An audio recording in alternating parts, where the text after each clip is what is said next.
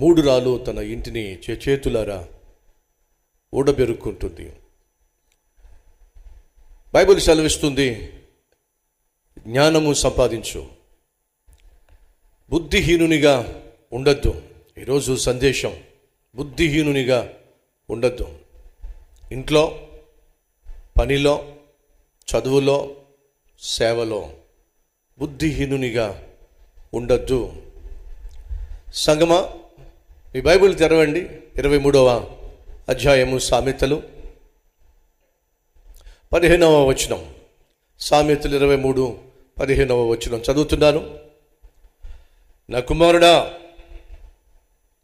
Bible తెరిచారా? తెలిస్తే చదవండి మరి. సామెతలు 23:15 అందరం కలిసి బిగ్గరగా. నా కుమారుడా, నీ హృదయమునకు జ్ఞానము లభించిన ఎడల, నా